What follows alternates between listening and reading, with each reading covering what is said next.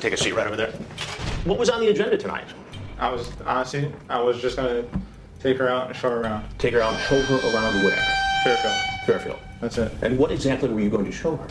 The beach, sites to go to. So you're the welcome wagon here in Fairfield. So the man you just saw right there is the famous host of the Dateline NBC series To Catch a Predator, a show where Chris Hansen demonstrates his wizard-like mastery over the force by ordering predators that are lured to the scene based on professionals and law enforcement with the advice of lawyers to sit down at his command, and for some reason, they do it each and every time. Now, of course, this show was a huge hit on NBC for a long period of time. Chris Hansen has tried many an unsuccessful revival of the series, but he still has a lot of credibility with a lot of people due to the viral nature of this particular series after it went off the air. However, this has also spawned through TikTok, everybody's favorite social media, a trend of social media users trying to imitate Chris Hansen, trying to lure their own predators to the scene of crimes in order to achieve viral fame. However, many a time these setups are absolutely horrible, and today we're going to talk about 5 students at Assumption University who ended up beating and attacking an innocent man after inciting a mob of 30 against him, despite the fact that through all the court documents, what we discover, the 22-year-old man thought he was going to meet up with an 18-year-old girl, which would be above the age of consent, a legal adult. And yes, this is disastrous, and it's important to talk about this because the consumption of this basically paper-thin content is what fuels these people, and now we're seeing a rise in these kind of attacks, and they're completely unjustified. Now, we're going to get into this, but before we do, I want to thank everybody who supports this channel via actualjusticewarrior.com/join. Give me the money. Give me the money. Okay? So look, this should obviously go without saying, but I know somebody out there in the comments right now has already typed away a mean comment about how I'm defending predators or something of the sort. So obviously, in case you guys are unaware, I am against child predators. Child predators are bad. I know this is my boldest, most controversial statement ever on this channel, but that is not what this story is about. What this story is about is a bunch of rank amateurs without the aid of law enforcement, without the aid of attorneys, not trying to fight predators, but instead trying to achieve viral fame, attacking an innocent man because they were wholly incapable of executing the scheme that they were trying to run. And the local news doesn't give you the best description of it, but I do want to play a little bit of it so you can hear it from them before I break down the details of this so you can understand exactly where the people at Assumption University completely messed up. 5 students at Assumption University are accused of luring a man on campus and attacking him. According to court records, the students used a dating app to create a catch a predator style trap. But as WBZ's Samantha Cheney explains, they are now the subjects of a criminal investigation. I'm kind of in shock, actually. Driving on Assumption University's campus today, some were stunned learning that 5 students are now facing charges including kidnapping for participating in what police say was a to catch a predator TikTok trend. So real quick, I need you guys to understand some definitions and the distinction between false imprisonment and kidnapping. So typically, if you lure somebody to a location and they come of their own volition and then you spring the trap on them, then you refuse to let them leave, like happened in this scenario, you will be charged with false imprisonment instead of kidnapping. And typically, these charges are on par with each other, but kidnapping tends to be a bit worse than a standard false imprisonment charge, even though, depending on the jurisdiction, they could be equivalent in terms of sentence. However, in this particular case, what ended up happening was that they technically committed kidnapping because at one point in time during the altercation, the person who was victimized was grabbed by one of the suspects and shifted to another side of the room. In fact, if you guys are unaware, if you order somebody or force somebody into a different corner of the room, that is technically kidnapping under law, even though that is not what you think of when you think of kidnapping, because it's a forcible relocation of somebody through force or intimidation or coercion that qualifies as kidnapping. So that's one of the reasons why these guys are facing, and gals by the way, the serious criminal charge of kidnapping. But it actually gets significantly worse. On October 1st, using the dating app Tinder. Police say a man was lured to the Catholic school's campus by a female student. Police say she and other students intended to record him, then post the video online. The victim alleges a mob of up to 30 people came out of nowhere, accusing him of being a sex offender. Police say surveillance footage revealed, quote, the victim is grabbed and restrained and subjected to a large group of mostly males blocking his access. Eventually, they say the victim is able to break free. So to make something 100% clear, I am glad that if there were to be a child predator in and around this particular area, the students at this particular university, again, aptly named Assumption University, have no tolerance for that kind of behavior. These are some of the worst criminals, some of the worst predators that exist in our country, that exist on planet Earth. But the fact of the matter is, this assumption by the students at Assumption University was totally based on the lies told to them by the 5 students involved in this scheme, and that's why they're facing criminal charges. Because when we go to an article that actually examined the court documents, one of the things that we find out is that the 22-year-old male who was victimized by this mob in no way, shape, or form had any indication that he was meeting up allegedly with a minor. In fact, the Tinder profile was specifically set up to be an 18-year-old girl with photos and, by the way, the actual presence of a real 18-year-old girl. And it was only later on when they started filming that they informed people that were outside of the original 5 group that they thought that this guy was some kind of predator, or they wanted them to believe that they were some kind of predator, again, for the viral fame. But there is no indication, according to law enforcement, according to the court documents, from any of the chat logs, from anything indicated by the profile, that this 22-year-old male was trying to meet up with a minor in any way, shape, or form. On top of that, one of the places that this occurred was at the university campus, in a basement room at the college. So again, imagine you're this person, you're 22 years old, you stumble across a girl on Tinder, she invites you to meet up for a hookup, she says she's 18, you're meeting up at a college university, which again is not a high school in any way, shape, or form, so you have no reason to assume that this person is not 18. In reality, they happen to be 18, and then you're attacked and filmed and meant to be depicted as a predator because this 18-year-old wanted viral fame.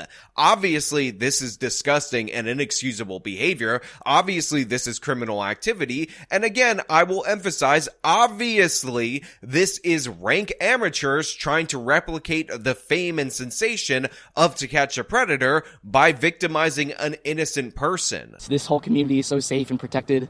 Like, that's something I would never expect from here. When they got outside, police say the victim was, quote, struck in the head and his motor vehicle was surrounded, kicked, and the driver's door is slammed on his head. Now, the police have seen surveillance video of this brutal attack. Obviously, they have also seen all of the documentation and everything related to the profile. And again, they have stood by the fact that there is nothing to indicate that this 22-year-old thought he was meeting up with a minor. But this is what happens when you incite a mob against somebody, and the mob believes it because you're accusing that person of one of the most heinous crimes. Again, this guy could have been killed. He could have been murdered by this group of people who would have thought themselves justified in their own actions in that particular moment, despite the fact that they were lied to by the 5 individuals behind this particular scheme. Despite the fact that this was totally a setup and a poorly executed setup, because they didn't even find a person with intent of doing anything bad, with intent of doing anything but hooking up with an 18-year-old girl who was essentially sending him sexually explicit messages,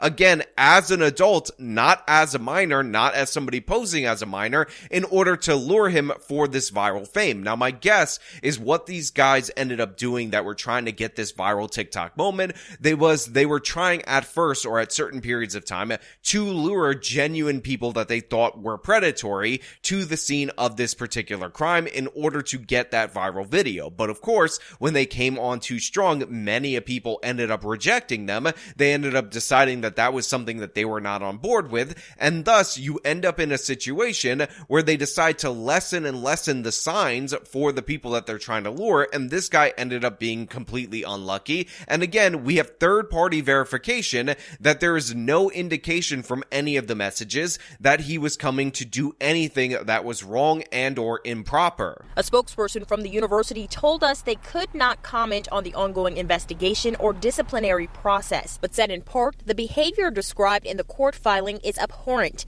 This incident highlights the very real harm that social media can inflict when it promotes dangerous and irresponsible behavior. Now, the university releases a standard statement because, by the way, they're likely to be sued over this by this individual. Where was campus security when this was going down? But they say that, in addition to their no comment on the specific circumstances, that based on the court filings, it shows us the dangers of social media. And look, I'm not somebody who tries to overhype the dangers of social media. In fact, this particular trend actually spawned from mainstream media, from network television, from Chris Hansen's To Catch a Predator. So there's dangers from the media and the perceptions that they give people around crime in general. But the fact of the matter is, there are 12,000 videos under this hashtag on TikTok. They seem to be getting ever more popular. I see reposts of these videos all the time on Twitter. I see them on Instagram. And the fact of the matter is, a lot of the most viral versions of these videos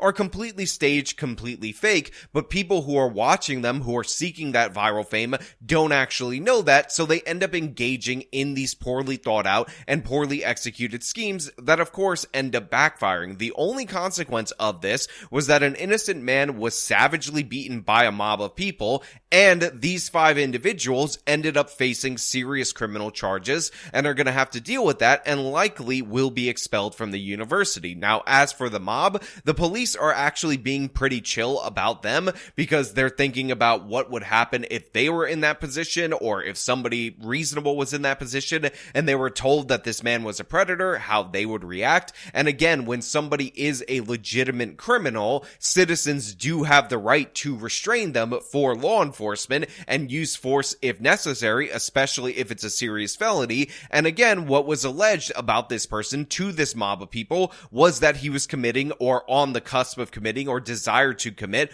one of the most serious felonies. So again, this is just a disaster. Please, amateurs, stay out of law enforcement situations. You don't have to manufacture crime, manufacture predators. Also, you can have virtue points to tell everybody that you're against the predators, you're against the criminals. Again, almost nobody is on the other side of that particular issue, with notable exemptions from far leftists and, of course, predators themselves, which can span the political spectrum. But everybody else sees these people as the disgusting monsters that they actually are, so they don't need you to virtue signal against, again, the most unpopular people in terms of crime. In fact, Philip DeFranco, for years, when he would never take a position on anything, would say something like, this might be controversial, but I think child predators should be lit on fire. Again, if Philip DeFranco, Mr. I never take a stand on anything, is going to have a harsh stance on something, you know that maybe 1% of the population is in support of those people and of their actions.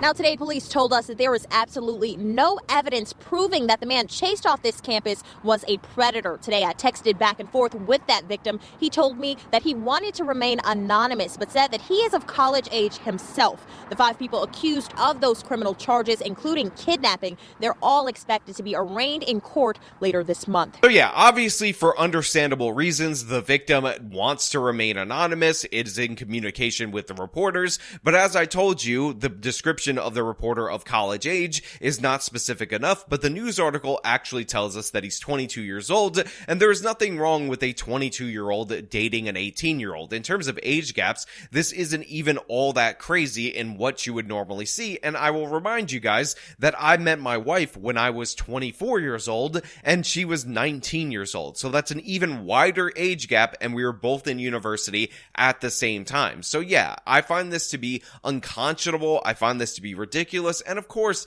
it ends up distracting from the overall issue, or what it should be, in exchange for viral fame, which is, yes, we have problems with child predators in this country, and they need to be addressed. But this is not the proper way to do so. This way obviously backfired, and now 5 students are facing serious jail time because they don't know how to run the scheme that they were trying to run. But you know what? Those are just my thoughts. I want to know what you guys think down in the comments below. If you like this video, show them by leaving a like, subscribe for more content, follow me on my social medias, support me via the support links in the description of this video. This has been me talking about the absolute madness at Assumption University.